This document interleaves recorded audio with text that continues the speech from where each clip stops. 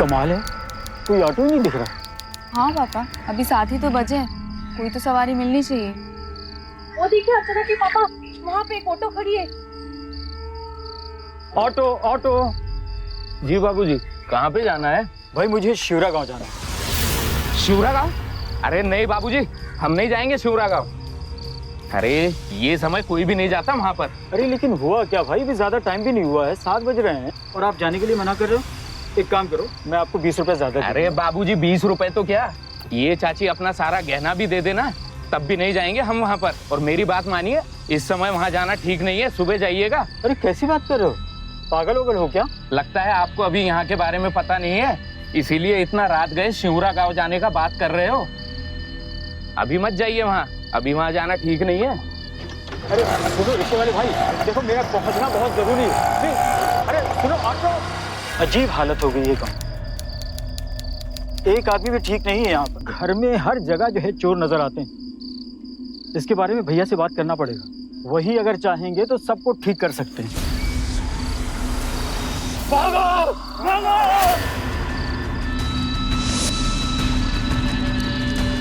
भागो भागो भागो, अपनी जान बचाने दो, भागो भाग जाओ, अपनी जान बचाने दो, भागो। अरे भागो, अपनी जान बचाने दो, भागो भागो, अपनी जान बचाने दो, भागो। अरे पहले तो अपनी जान बचा, आप लोगों को भी अपनी जान बचाना है, भागो। डरो नहीं, मैं हूँ यहाँ पर। ये सब क्या हो रहा है जी यहाँ पे? सरिता परेशान क्यों हो रही हो? ये गांव है, यहाँ मारपीट लड़ाई झगड़ा होता रहता है। भागो!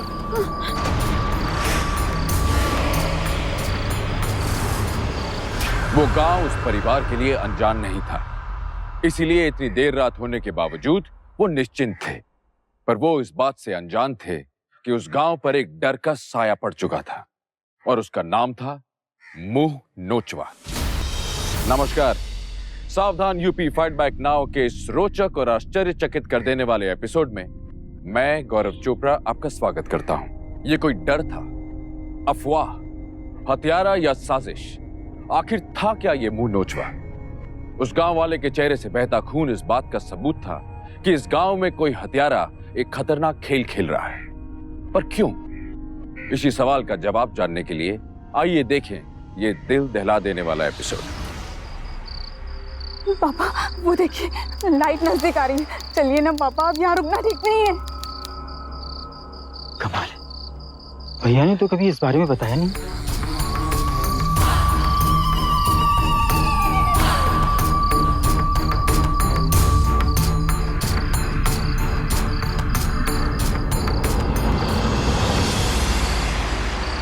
भैया भैया नमस्ते भैया। अरे रामदार खुश रहो। वो रास्ते में गाड़ी थोड़ी खराब हो गई थी, इसलिए थोड़ी देरी हो गई। और ये अरे इससे तो क्या है, ये है अपना मनोहर, कृषि विज्ञान में पीएचडी कर रहा है। अपना जो बाहर का कमरा है ना, वही अपनी दीदी के साथ रहता है। बड़ा नेक लड़का है, समय समय पर हमारी मदद भी बहुत करता है। आप लोग डर गए थे क्या? पता नहीं यहाँ लोगों को क्या हो गया है, सब लोग डरे हुए हैं। इसलिए चाचा जी और हम आप लोगों को लेने स्टेशन पर आ रहे थे। वो तो जल्दी आने के चक्कर में हम जंगल के रास्ते से आ रहे थे, पर अचानक से गाड़ी खराब हो गई, इसलिए हम आने में थोड़ा लेट हो गए। लाइए ना, ये सामान हमें दे दीजिए।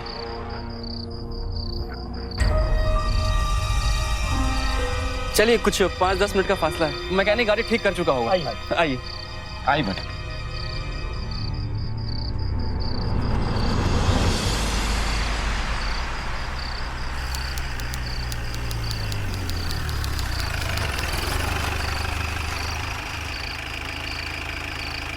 चलो अच्छी बात है, आप लोग ठीक ठाक तो पहुंचे, वरना मैं तो डर ही गई थी।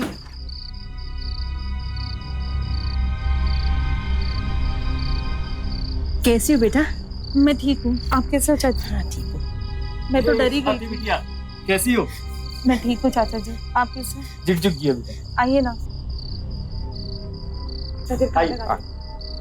हाँ, पता है क्या हाल हो रहा था हमारा? कलेजा मुंह को आ रहा था कि कहीं मुंह नचवा कुछ कर ना दे। हाँ दीदी, आप भी, अरे आप ही भरोसा करती हैं इन सब बातों पे। ये सब सिर्फ अफवाह है, बाकी कुछ भी नहीं है। अरे वाह, तुमने कह दिया और हमने मान लिया। अफवाह हो या सच, कल से इतनी रात तक बाहर रुकने का कोनो जरूरत नहीं है। समझ में आया ना? कहीं कहीं तुमको कुछ हो जाएगा तो हम तो जीते जी मर जाएंगे। यदि हम विज्ञान के छात्र हैं, इन सब बातों पर विश्वास नहीं करते। चलिए आओ।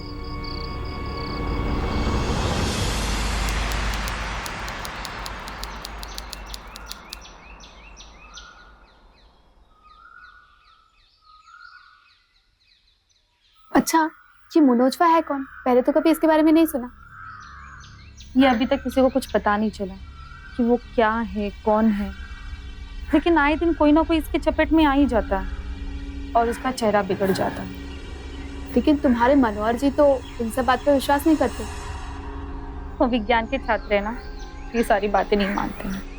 अच्छा, तो अब तुम्हारे मनोहर जी वो हो गए। तो बात यहाँ तक आ पहुंची। कुछ भी नहीं।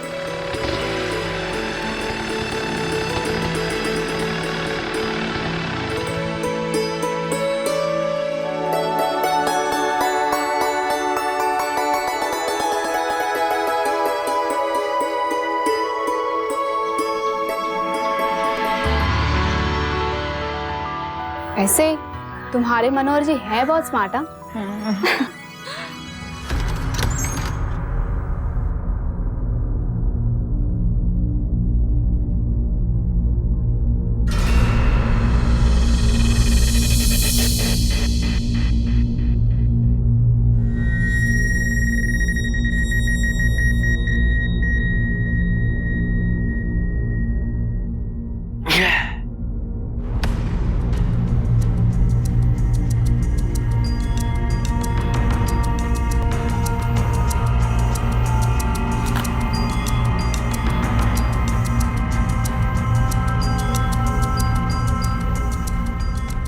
काश अर्चना, अगर तुम यही सब कुछ मेरे साथ करते तो जिंदगी स्वर्ग बन जाता।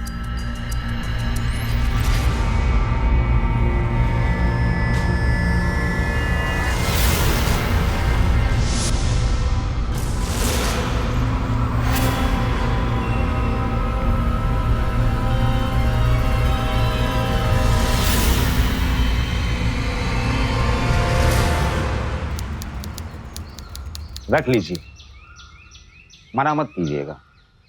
सरकार मनोहर की स्कॉलरशिप का जो पैसा देती है उसमें पढ़ाई का खर्च कहाँ पूरा हो पाता होगा। वो बात तो ठीक है किशन लाल जी, पर अभी अभी आपने मनोहर को मोटरसाइकिल दिलाई और अब ये मोटरसाइकिल से मनोहर को आराम हो गया होगा, है ना? न जाने कहाँ कहाँ जाना पड़ता है। और वैसे भी साथी हमारी एक ही औलाद तो है, शादी के बाद सब कुछ मनोहर का ही तो हो जाएगा। अब वो बात तो ठीक है किशन लाल जी, पर फिर भी देखिए, मनोहर का एक बार पीएचडी पूरा हो जाए फिर उसे अच्छा नौकरी मिल जाएगा। वो बात तो ठीक है किशन लाल जी, पर उसमें तभी बहुत समय लगेगा ना। पीएचडी करना कोई बउआ का खेल तो है नहीं, उसमें बहुत पैसा, समय, मेहनत लगता है।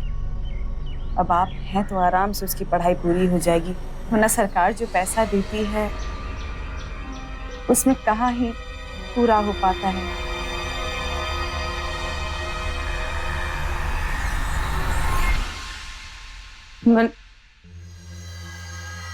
मनोहर, ये क्या कर रहे हो तुम ये सब? दीदी कुछ नहीं, जरा सा। कुछ नहीं, जरा सा? दिन दहाड़े तुम ये सब कर रहे हो, कोई देख लेगा तो क्या कहेगा? दीदी कौन देखेगा यहाँ पे? अरे कोई आता कहाँ है, तुम सब छोड़िए ना, हमको आपसे ना बहुत जरूरी बात करना है दीदी। वो भैंसिया से हमको शादी नहीं करनी दीदी, हमको तो उसके चचेरी बहन बहुत पसंद है, वो बहुत सुंदर है, हमको उसी से शादी करनी है। दिमाग से एकदम पैदल हो गए हो का? ये जो मोटरसाइकिल पे बैठ के पूरा गांव में घूमते हो ना, ये उसी के बाप का दिया हुआ है, समझे ना? तुम्हारे खर्चे में एक पैसे का कमी नहीं किया है। ये देखो उसी के बाप ने तुम्हारे लिए दिया है। नहीं करेंगे साथी से शादी नहीं करोगे तो किससे शादी करोगे? ये सब पैसा ना उसके बाप को हमको वापस करना पड़ेगा। कर पाओगे वापस? कहाँ से लाओगे बोलो? रुको तुमको दिखाते हैं। ये देखो, ये जो जैकेट है, ये चश्मा, ये सब उसी के बाप का दिया हुआ है। ये जो महंगा सेंट है ना, ये सब उसी के बाप का दिया हुआ है, समझे ना? दीदी आपको तो खाली पैसा ही पैसा दिखता है, अब भाई का जिंदगी नहीं दिखता है क्या? सब कुछ नहीं होता है पैसा दीदी। पैसा के साथ साथ एक सुंदर लड़की का होना बहुत जरूरी है। अब कैसे बताएं हम दीदी आप? ये भाई, तुम्हारा बातचीत हमको कुछ ठीक नहीं लग रहा है। देखो, तुम्हारे इन सब के चक्कर में अगर मैं प्लान चौपट हूँ ना, तो छोड़ेंगे नहीं। ये किशन लाल ना बहुत सीधा आदमी है, उसको अभी तक हमारे प्लान के बारे में कुछ भी नहीं पता चला है। और अगर कहीं, अरे दीदी, किसी को कुछ पता नहीं चलेगा। हम है ना, हम एक सॉलिड प्लान बनाएंगे। रामधार, ये गुमास्ता का बना हुआ बंटवारे का कागज है। बाबूजी जो कुछ भी छोड़ गए थे सब आधा आधा किया है। अगर ठीक लगे तो कानूनी कागज बनवा लेते हैं। भैया, आप काहे परेशान हो रहे और इतनी जल्दी भी क्या है? देखिए, ना मैं भागा जा रहा हूँ और ना ही आप कहीं जाए। लेकिन समय तो भागा जा रहा है रामधार। साथी बेटिया दिन ब दिन बड़ी होती जा रही है। उसकी माँ की अंतिम इच्छा थी कि उसकी शादी किसी पढ़े लिखे लड़के से हो, और मेरे हिसाब से मनोहर से अच्छा पढ़ा लिखा लड़का नहीं मिलेगा, इसलिए ये सब कर रहा हूँ। और वैसे भी भाइयों के बीच में मतभेद न हो, आगे जाके कोई गलतफहमी न हो। तुम्हें तुम्हारा हिस्सा मिल जाए और मेरे बाद साथी को उसका हिस्सा मिल जाए।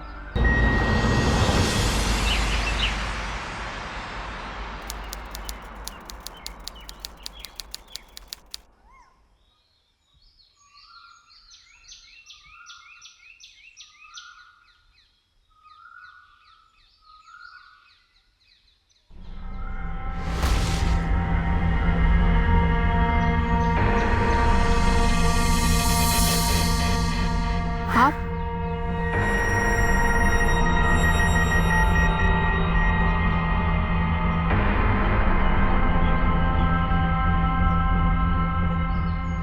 देखिए, अब ज्यादा अच्छी लग रही है। आप हाँ, हम और तुम।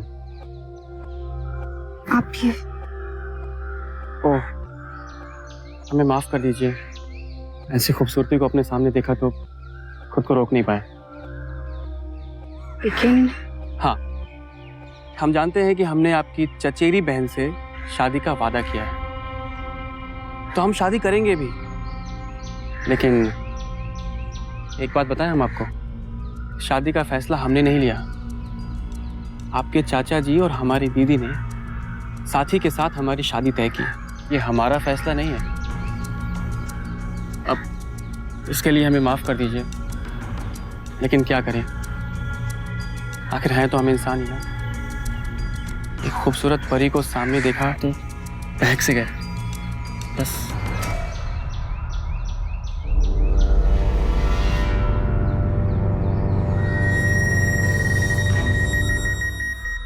इधर सुनो, तुम्हारा दिमाग खराब हो गया है क्या?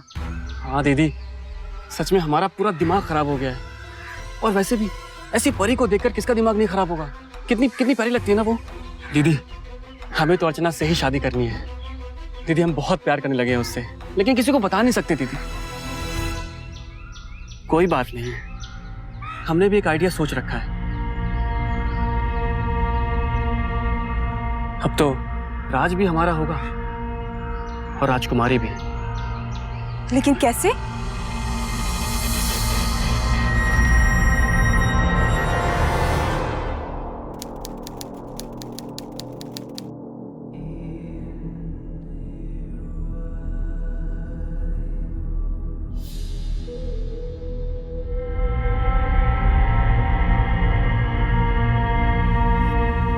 चलो, कब तक रहेंगे आप?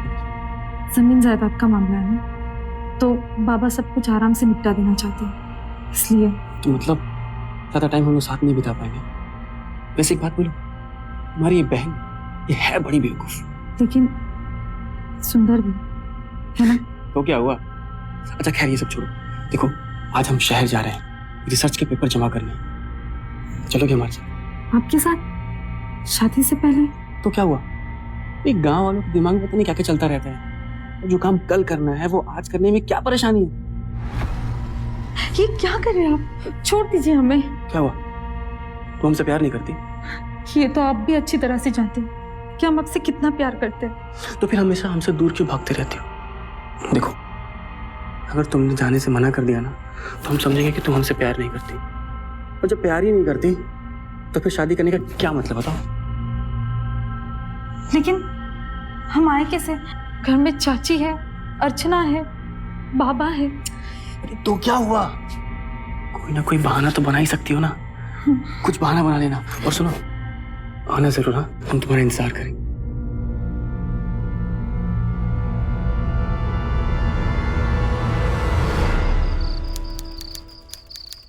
मनोहर जी,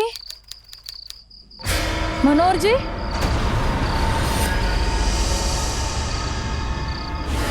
मनोहर जी, हमें बहुत डर लग रहा है। कहाँ पे आप? मनोहर जी,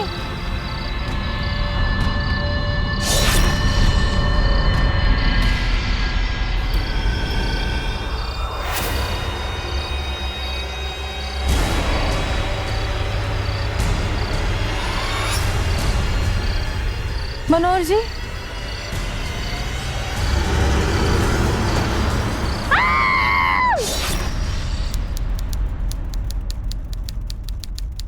अरे साथी कहाँ चली गई? साथी, साथी। माँ, आपने साथी को कहीं देखा? वो अपने कमरे में थी, बोल रही थी आराम करने जा रही हूँ।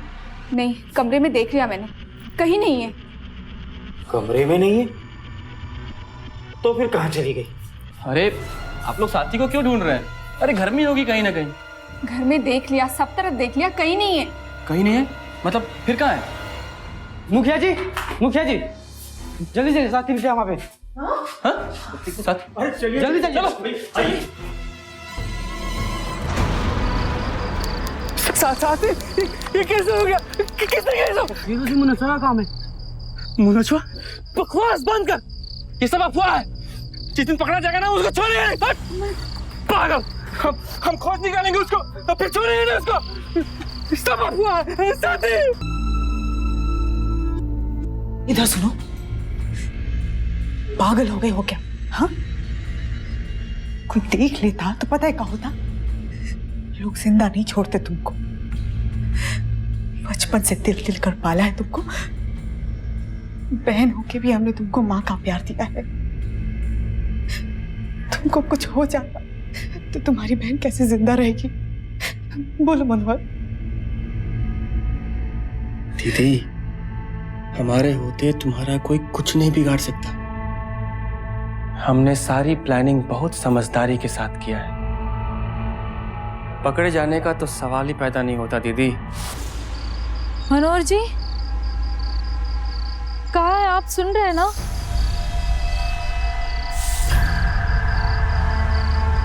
मनोहर जी, हमें बहुत डर लग रहा है। कहाँ है आप?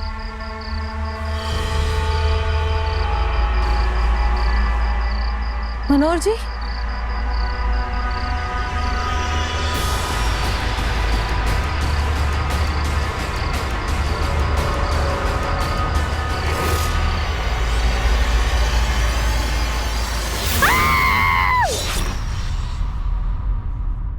अरे वाह, तो बहुत चालाक हो गया है रे।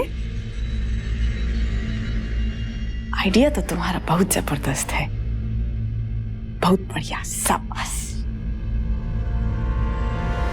एक अपराधी अपनी घिनौनी हरकतों को अंजाम देने के लिए किसी भी हद तक नीचे गिर सकता है। इसी का उदाहरण मनोहर और अलका थे। पर यहां एक सवाल उठता है, क्या मनोहर ने गांव में फैले हुए डर का फायदा उठाया या उस डर को फैलाने में मनोहर का ही हाथ था? अगर सचमुच मनोहर ने ऐसा किया था तो क्यों? क्या वजह थी उसके पास? मनोहर आगे क्या करने वाला था? आइए देखें।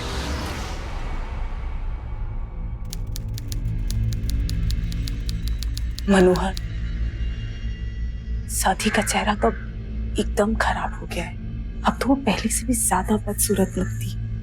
कैसे बिताओगे उसके साथ पूरी जिंदगी?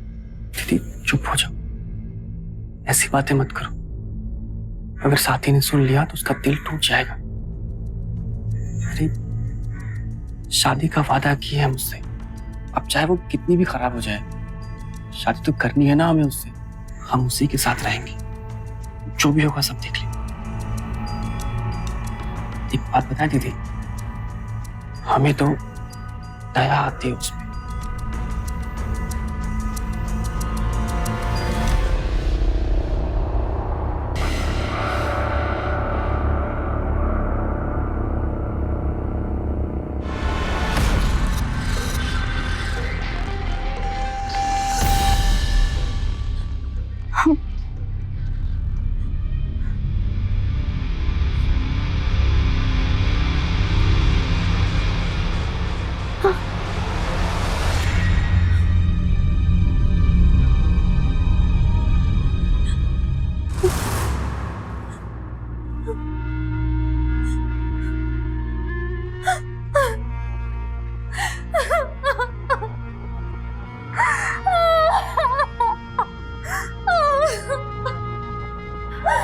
क्या हुआ?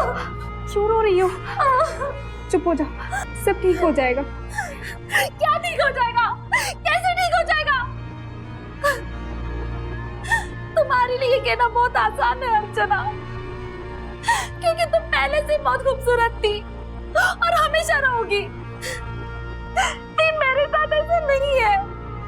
हम पहले इतने बदसूरत थे, फिर भी वो हमें पसंद करते थे, लेकिन अब तो शायद वो मेरा चेहरा भी देखना पसंद नहीं करेंगे।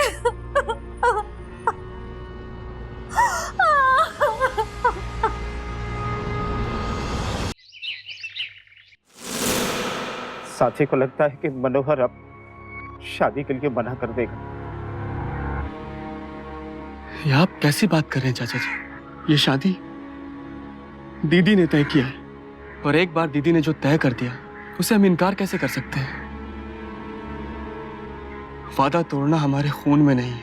एक बात बताइए, आज जो साथी के साथ हुआ है, अगर ये हमारे साथ होता तो क्या आप इस शादी से इनकार कर देते, या फिर साथी इस शादी से मना कर देती? बताइए। बहुत ऊंची बात कही बेटे, बहुत ऊंची बात कही। मनोहर, हमको नहीं पता था कि तुम्हारी सोच इतनी ऊंची है। मैं रहूं या न रहूं बेटे, लेकिन तुम्हारी अच्छाई का सबूत मेरी चिता से भी कहीं आगे जाएगा, कहीं आगे।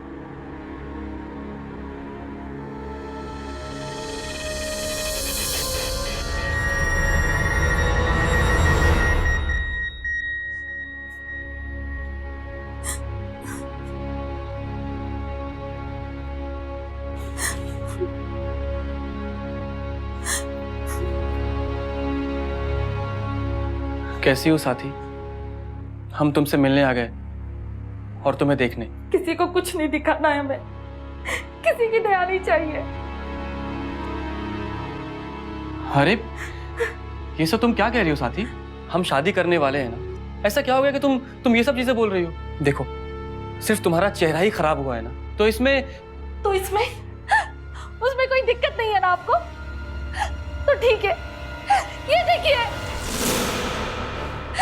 मेरा चेहरा, और पूरी जिंदगी मेरा चेहरा ऐसे ही रहने वाला है।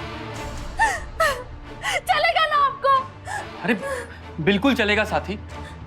और तुम्हें ऐसा क्यों लगता है कि इसका कोई इलाज नहीं है? अरे आज विज्ञान ने इतनी प्रगति कर ली है कि तुम्हारा चेहरा भी ठीक हो सकता है, और अगर तुम्हारा चेहरा नहीं भी ठीक हुआ ना, तो हमें इसमें कोई परेशानी नहीं होगी, समझी? झूठ बोल रहे हैं आप।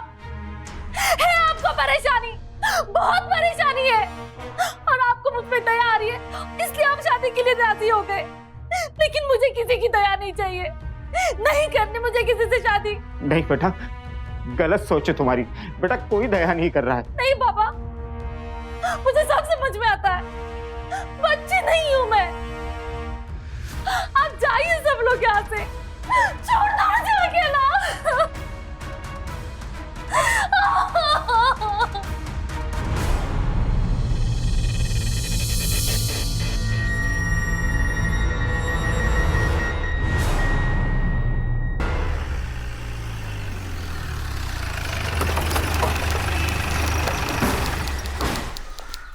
मुखिया जी,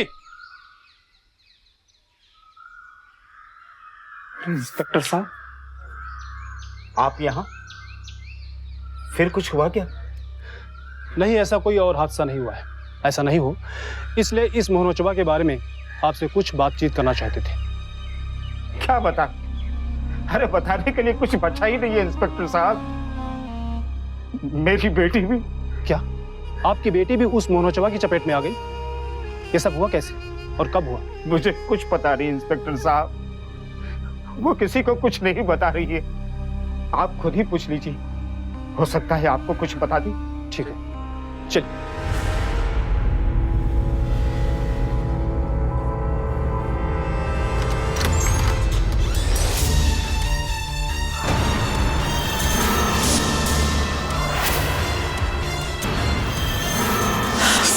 साथी, ये क्या किया तुमने? खुद को फांसी लगा लिया?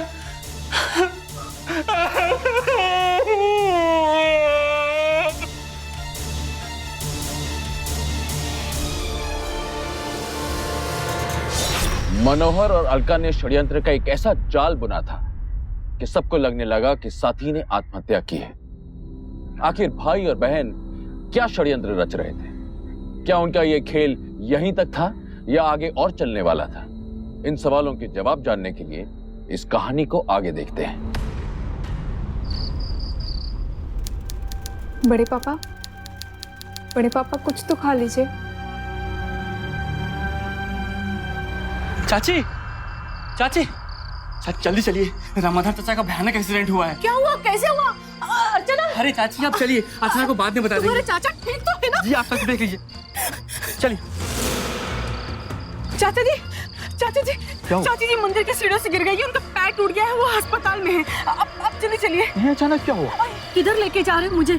चाची ये रास्ता छोटा है, यहाँ से हम जल्दी पहुँचेंगे। अरे तुम अपनी मोटरसाइकिल तो ले लेते, नहीं तो हम जीप पे चले जाते। पैदल जाएंगे तो काफी टाइम हो जाएगा। आइए चाचा जी। चाचा जी, ये छोटा रास्ता है, इस साइड से चलते हैं। आइए। रुको एक मिनट। चाची मोटरसाइकिल पंचर हो गई है और जीप भी गैराज में है। अभी अंधेरा होने को है, जंगल के रास्ते से नहीं जाना है। अस्पताल जाने का ये छोटा रास्ता नहीं, इसे तो बहुत घूम कर जाना पड़ेगा। यहाँ के सारे रास्ते मुझे पता है। तुमने तो इतना डरा दिया था कि मुझे कुछ सूझ ही नहीं रहा। जेठ जी को फोन कर दो, वो कुछ ना कुछ बंदोबस्त जरूर कर देंगे। मुझे नहीं जाना है, हम चलते हैं वापस। इससे बहुत घूम कर जाना पड़ेगा। आइए मेरे साथ। रुकिए चाचा जी।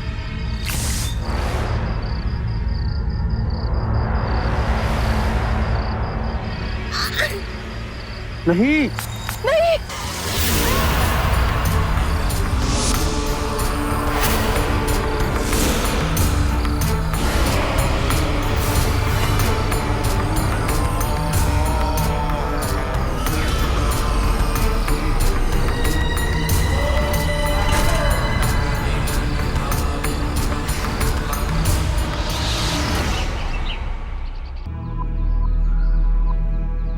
पहली बार ऐसे हुआ कि मनोजवा ने किसी की जान ले ली। ये सब कैसे हुआ मुखिया जी? किसी ने कुछ देखा? देखिए इंस्पेक्टर साहब,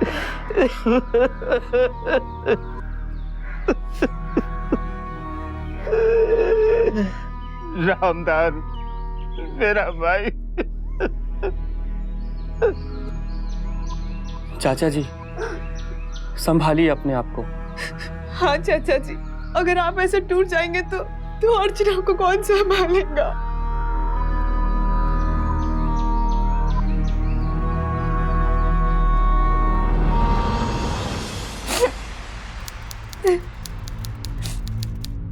आप जा रही हैं क्या?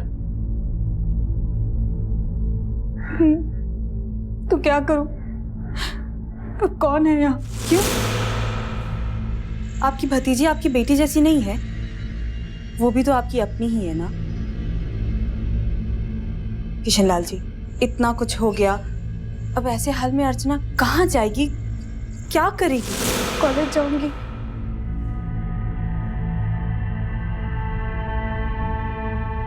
देखिए अब आपका सब कुछ यहीं पर है। परिवार के नाम पर सिर्फ आपके बड़े पापा बचे। अब वो तो इस गांव को छोड़कर कहीं जाएंगे नहीं, तो क्या आप उन्हें अकेला छोड़कर शहर के अकेलेपन में रहेंगे? अपना नहीं तो कम से कम उनके बारे में सोचिए। आपके अलावा उनका है ही कौन इस दुनिया में? एक आप ही हैं जो उसको सहारा दे सकते हैं, उसका ध्यान रख सकते हैं, वो आपका ख्याल रख सकती है। कम से कम आपकी आंखों के सामने तो रहेगी। अंधेरा होगा तो घर में रहेगी, शहर में पता नहीं कैसे कैसे लोगों से उसका पाला पड़ेगा। कहाँ जाएगी? यहाँ कम से कम आप हैं, हम हैं। बहुत डर लगने लगा, समझ में नहीं आता कि क्या करें। आप अर्चना से मनोहर की शादी करा दीजिए, कम से कम इस घर में खुशी का माहौल तो होगा। किशनलाल जी, मनोहर की शादी आपकी बेटी से नहीं हुई तो क्या हुआ?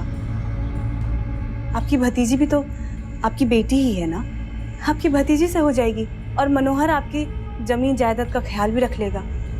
देखिए किशनलाल जी, मनोहर के रहते चिंता करने की क्या जरूरत है? आपको चिंता करने की कोई जरूरत नहीं, हम हैं ना आपके पास, हम आपका पूरा ख्याल रखें। मत जाइए, एक बार हमारी बात पर गौर करके तो देखिए। शायद आप ठीक कह रही हैं लता जी, अर्चना को शहर भेजना ठीक नहीं रहेगा। साथी, तुम मुझे और बड़े पापा को छोड़कर कहाँ चली गई? क्यों चली गई?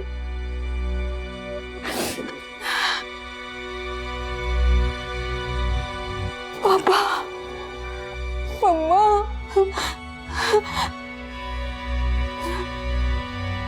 नहीं, मैं यहाँ नहीं रह सकती। बड़े पापा, बड़े पापा, बड़े पापा, घर पर गए तो कहाँ? बड़े पापा, कहाँ चली गई बच्ची? मेरी बच्ची कहाँ चली गई? कहाँ ढूंढूं तुझे बेटा, कहाँ ढूंढूं? भाई चला गया, उसकी बीवी चली गई, सब मुझे अकेला छोड़कर चले गए। मेरी बच्ची। बड़े पापा, बड़े पापा,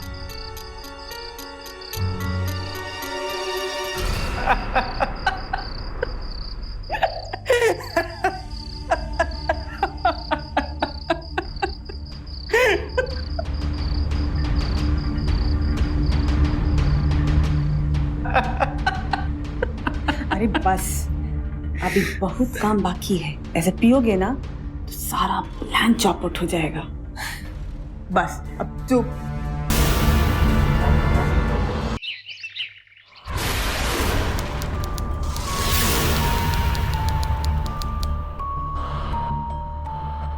मनोहर जी, अरे अर्चना जी, आप? बड़े पापा की तबीयत अचानक खराब हो गई है, इस दवाई से उनको आराम मिल जाएगा। आप ला देंगे? जरूर अर्चना जी, ये भी कोई पूछने की बात है, हम अभी जाते हैं। बड़े पापा बोल रहे थे कि यहाँ कहीं नहीं मिलेगी, 2 गांव छोड़कर एक गांव है कुर्थौल, वहीं जाकर मिलेगी। और अभी अगर आप जल्दी नहीं गए तो जाते जाते रात हो जाएगी। वैसे आप चिंता मत कीजिए, हम रात होने से पहले चले आएंगे। आप चाचा जी का ख्याल रखिएगा, हम दीदी को बताकर अभी निकलते हैं, ठीक है? आप दीदी की चिंता मत कीजिए मनोहर जी, दीदी को मैं बता दूंगी। आप जल्दी जाइए, बड़े पापा की तबीयत बहुत खराब है ना। ठीक है अर्चना जी, हम जाते हैं। आप दीदी को बता दिएगा तो वो बेकार में चिंता करेगी, ठीक है?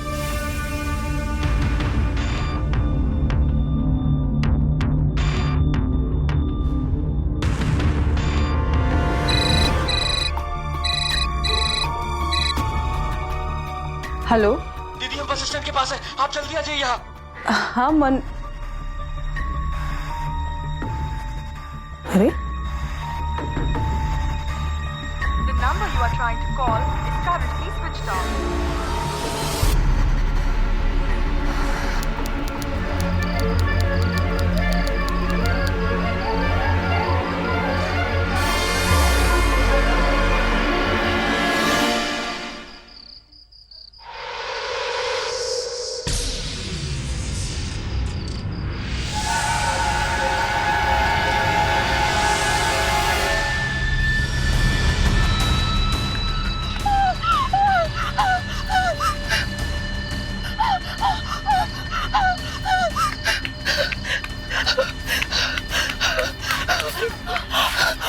अरे क्या हुआ, इतनी घबराई हुई क्यों? अर्चना, वहाँ उस मुनोज वाले मेरे पर हमला कर दिया। अर्चना, क्या? अरे बाप रे, और मनोहर जी कहाँ है? वो भी तो उसी तरफ गए थे ना? क्या? हाँ, मैंने देखा था कि आप बाहर गई तो मैं भी आपके पीछे पीछे आई आपको रोकने के लिए, क्योंकि इतनी रात को बाहर जाना खतरे से खाली नहीं है ना, तो मैं इसीलिए रोकने आई।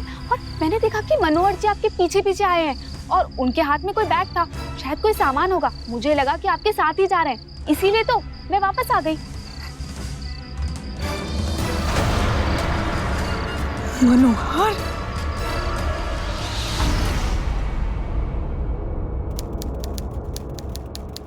दीदी बचपन से लेकर आज तक तुमको हम इतना बड़ा किए और तुम हमारे खिलाफ प्लान बनाए, एक भाई होकर अपनी बहन पर। अरे बचपन से लेकर आज तक तुम्हारे लिए हम सब कुछ किए, और क्या जरूरत था हमको ये सब करने के लिए? तुम्हारे लिए किए, और आज हमको ये दिन देखना पड़ रहा है। ये कांड शंट बोल रहे हैं दीदी। अरे क्या हो गया आपको? ज्यादा भोला बनने को जरूरत नहीं है। अर्चना ने हमें सब कुछ बता दिया है। तुम्हारा फोन आया था ना, तो तुम्हें बचाने के लिए हम तुम्हारे पीछे आए थे, और तुम हमारे पीछे पीछे मनोजवा बन के हमें मारने आए थे। और हम गलत बोल रहे हैं तो बता, बोलो ये गलत है, कहो। बिल्कुल गलत बात है। अरे अर्चना के कहने पर हम चाचा जी का दवाई लाने के लिए कुर्थौल गए थे। वहां जाके मालूम पड़ा कि दवाई का नाम ही गलत है, कि नाम का कोनो दवा नहीं है वहां पर। हम वहां से खाली हाथ लौटे और आप हमको ऐसा सुना रही हैं। अर्चना ने तो हमको ये बात नहीं बताई। वो तो कह रही थी कि तुम एक बैग लेकर हमारे पीछे पीछे आए थे। हमें लगा कि तुम हमको रास्ते से हटा के ये सब कुछ हड़प लेना चाहते हो, इसीलिए हमने ये बोला तुमको। क्या हड़प लेना चाहते हो? इसका मतलब है कुछ तो गड़बड़ है। हाँ मनोहर, हमको लगता है कि अर्चना को आप पे शक हो गया है।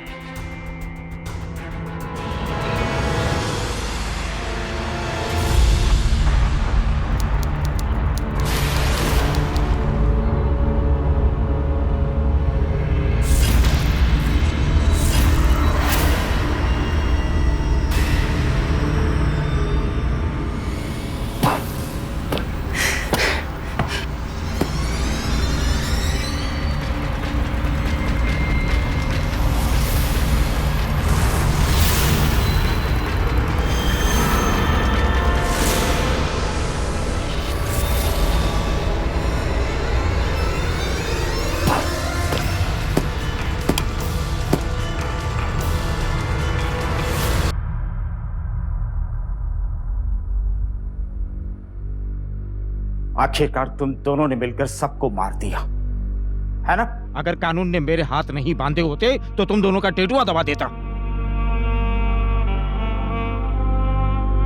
कमीने, सिर्फ जायदाद और मुझसे शादी करने के लिए तुमने साथी को मार दिया। और तुम कैसी औरत हो तुम? इतने घिनौने काम में अपने इस कमीने भाई का साथ देते हुए तुम्हें घिन नहीं आई? ले जाओ इन्हें। किसी के डर का फायदा उठाना बहुत आसान है। मनोहर और अलका ने भी गांव में फैले हुए डर का फायदा उठाते हुए अपनी साजिश को अंजाम दिया, लेकिन अर्चना की समझदारी की वजह से ये अपराधी जेल की सलाखों के पीछे पहुंच गए। मनोहर और अलका को साथ ही रमाधार और सरिता के कत्ल के इल्जाम में आईपीसी की धारा 302 और आपराधिक षड्यंत्र रचने के इल्जाम में आईपीसी की धारा 120 बी के तहत उम्र कैद की सजा सुनाई गई। अफवाह की हवाएं डर की आग को फैलाने में बहुत ही कारगर होती हैं। अक्सर अपराधी किसी न किसी अफवाह या अंधविश्वास का फायदा उठाता है। इसलिए हम आपसे विनती करना चाहते हैं कि कुछ भी सुनकर उस पर विश्वास करने से पहले अपने विवेक का इस्तेमाल जरूर कीजिए। अपराधी का कोई चेहरा नहीं होता। हो सकता है आपके अगल बगल खड़ा हुआ इंसान आप पर हमला करने का इंतजार कर रहा हो। आपको जैसे ही अंदेशा हो कि कोई अपराध घटने वाला है आपके साथ या किसी और के साथ, तुरंत आवाज उठाइए, तुरंत कानून की मदद लीजिए। जब आप, हम और कानून मिलकर अपराध के खिलाफ ये मुहिम छेड़ेंगे तो अपराध और अपराधी अपने आप खत्म हो जाएंगे। आइए ये आज करें, ये अभी करें, क्योंकि अभी नहीं तो कभी नहीं। इसी नारे और उम्मीद के साथ गौरव चोपड़ा आपसे विदा लेता है। फिर लौटूंगा एक और सच्ची घटना को लेकर, जहां उत्तर प्रदेश क्राइम से लड़ेगा और बखूबी हराएगा। देखते रहिए सावधान यूपी, फाइट बैक नाउ।